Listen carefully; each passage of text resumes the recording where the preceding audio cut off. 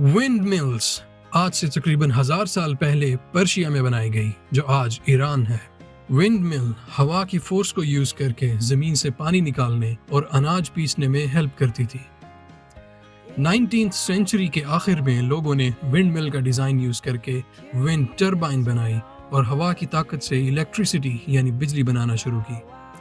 Turbines wind mill से थोड़ी अलग थी क्योंकि वो हवा की फोर्स को यूज करके उसे इलेक्ट्रिसिटी में कन्वर्ट करती हैं, जिसे हम जैसे चाहे यूज कर सकते हैं। आज के प्रोजेक्ट में हम सिंपल आइटम्स यूज करके एक वर्किंग विंड मिल बनाएंगे।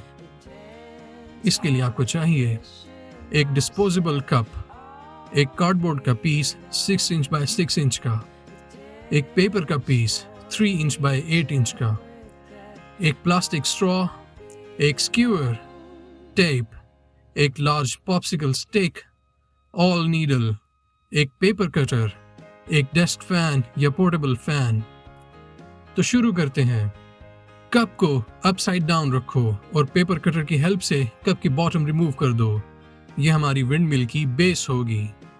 अब कार्डबोर्ड पीस को रोल करके एक ट्यूब बनाओ और उसे कप में फिक्स कर दो। यह हमारी विंड मिल का टावर है।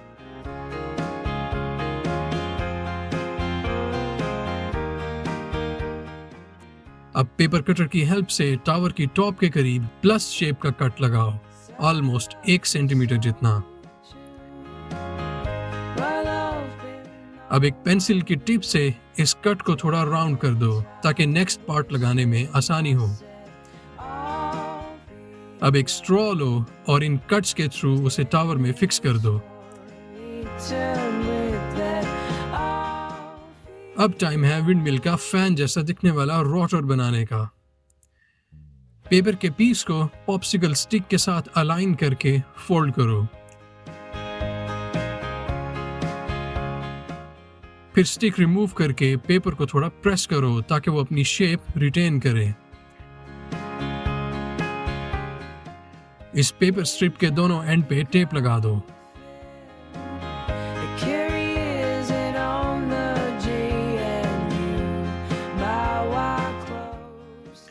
टेप का एक बड़ा पीस लो और स्ट्रिप को मिडल से रैप कर दो। इस तरह इसे दूसरे पार्ट्स के साथ फिक्स करते वक्त पेपर खराब नहीं होगा। यह स्ट्रिप हमारा रोटर होगा, लेकिन अभी इसको एक फैन की शेप में लाना है और उसके लिए हमें रोटर का एग्जैक्ट मिडल पॉइंट पता करना है। इसके लिए आप एक रूलर यूज कर सकते हो या फिर स्ट्रिप को बराबर का फोल्ड करके एक पॉप्सिकल स्टिक की हेल्प से मिडल पॉइंट को मार्क कर सकते हो, लाइक दिस।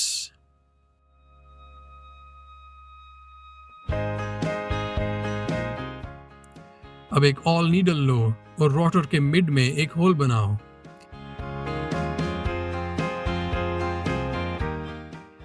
रूलर या स्टिक को एक तरफ से रोटर के मिडल पॉइंट के ऊपर रखो और राइट साइड से एज के नीचे रखो, इस तरह से।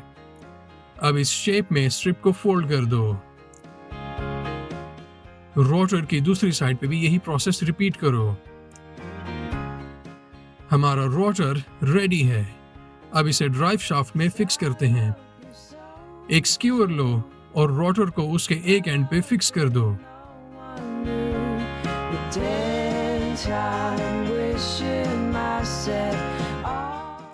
अब स्क्यूअर का दूसरा एंड टावर के स्ट्रॉ में इंसर्ट कर दो। हमारी विंड मिल रेडी है। एक बार इसे हाथ से रोटेट करके चेक कर लो। अब एक डेस्क फैन या पोर्टेबल फैन लो और उसे विंड मिल के सामने रख के लो स्पीड पर ऑन कर दो।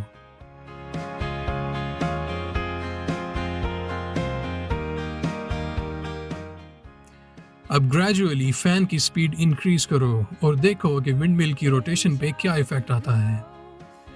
क्या फैन की स्पीड यानी एयर फ्लो इंक्रीज होने से विंड मिल की रोटेशन इंक्रीज होती है?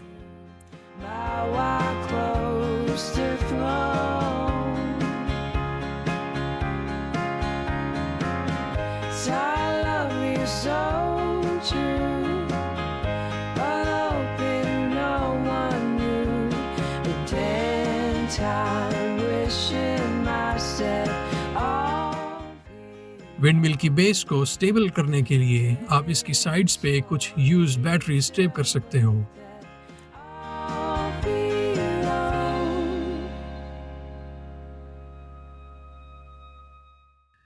अब देखते हैं कि हमारी विंडमिल में कितनी पावर है। एक स्ट्रिंग लो और उसकी एक साइड पे एक पेपर क्लिप टाई करो। स्ट्रिंग की दूसरी साइड ड्राइव शाफ्ट के एंड पे टाई कर दो।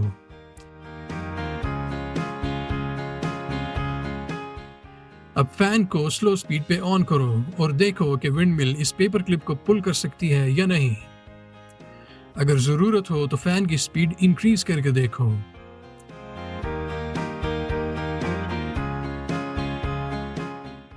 हमारी विंडमिल ने लोएस्ट स्पीड पर क्लिप को इजीली पुल कर लिया।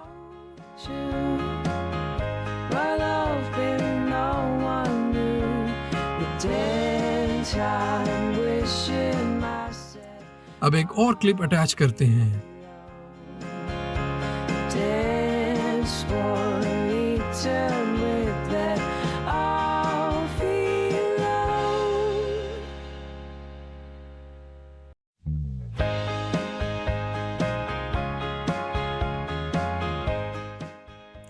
इम्प्रेसिव।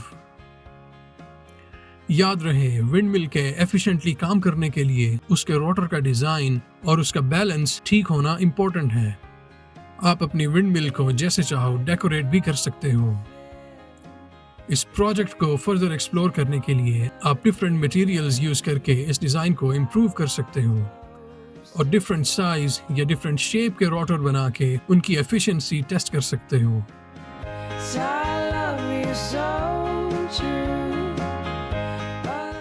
अगर आपके पास डेस्क फैन या पोर्टेबल फैन ना हो तो आप एक स्ट्रॉ के थ्रू एयर ब्लो करके भी विंडमिल टेस्ट कर सकते हो।